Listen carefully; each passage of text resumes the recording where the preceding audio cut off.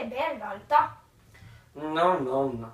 Ceux de Montréal étaient beaucoup plus belles, n'est-ce pas? Ah, moi je préfère celles de Québec. Ah, je ne trouve pas, chérie, je ne trouve pas.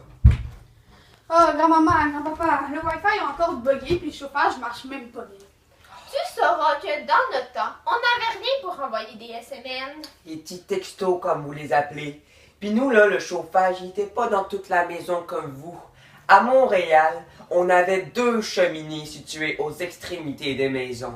Puis à Québec, on n'avait qu'une cheminée au milieu de la maison et parfois un poêle à bois. C'était pas aussi chaud qu'aujourd'hui. Mais j'ai même pas de place dans ma chambre, là, elle est trop petite.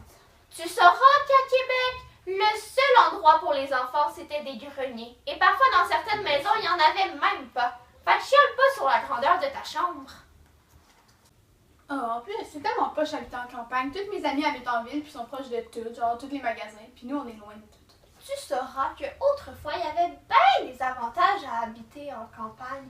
Parce que l'intendant du puits, qui s'occupait des colonies, il voulait que l'architecture des villes, des maisons de ville, soit la même. Donc, il y avait juste les maisons de campagne qui évoluaient.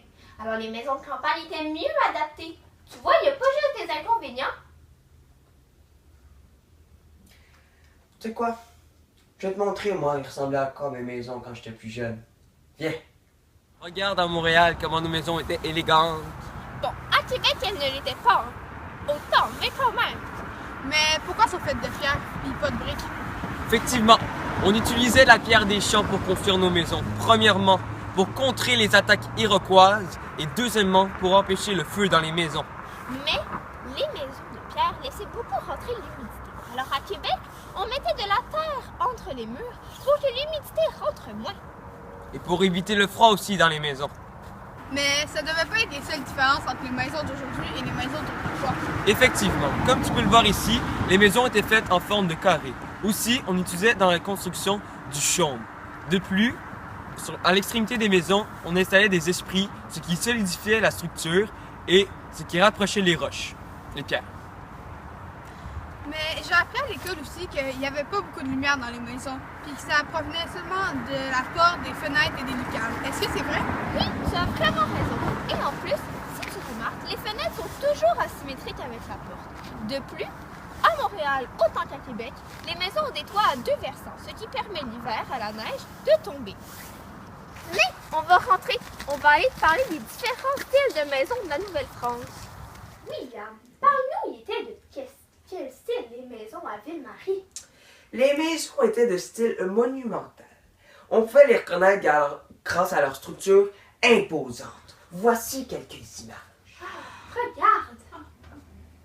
De plus, on peut les reconnaître car leur aspect hauturière. De plus, elles étaient équipées d'un toit en pente. J'ai aussi appris à l'école qu'il y avait des maisons de type bretonne à Montréal. Effectivement, que t'en-tu dis sur ces maisons? Ils m'ont dit qu'elles étaient de volume plutôt carré. Oui, Et aussi, leur toit était très haut et très aigu. effectivement. Ils utilisaient aussi des pierres noyées dans le mortier. Et savez-vous, à Québec, on avait des maisons de style normand. Comme un peu les maisons à Montréal, le toit était très aigu, mais encore plus aigu que celles qu'on connaissait. Les cheminées étaient encastrées dans les pignons de la maison. Merci beaucoup. Tout ça est très intéressant. Mais il y a quelque chose que je comprends pas. Si vos maisons, il y avait seulement une pièce unique, genre, vous aviez quoi dedans? C'était quoi vos objets? Ben, le principal objet que tout le monde avait, autant à Québec qu'à Montréal, c'était son coffre.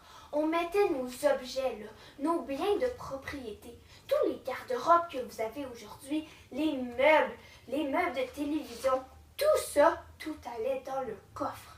On voulait surtout pas se le faire voler. Aussi, on avait des tables pour manger, pour jouer aux cartes. On avait un banc qui se plaçait autour de la table pour s'asseoir, pour se reposer, ainsi qu'une marmite. La marmite, elle était très importante pour cuisiner. On faisait tout dans notre marmite qui était au centre de la pièce. C'était notre petite cuisine. Parle-nous donc des objets qu'il y avait à Ville-Marie. Le premier objet que je vais vous parler a vraiment marqué mon enfance. Je vous parle bien sûr de la berceuse. Je passais beaucoup de temps sur celle-ci avec ma maman. Regardez les petites photos, on était trop cute, n'est-ce pas? Oh. Il y avait aussi le bol. Le bol, il servait comme un récipient. Aussi, il y avait les chandeliers qui servaient durant les veillées à ensoleiller les tables et les maisonnées. Vous voyez? Oui.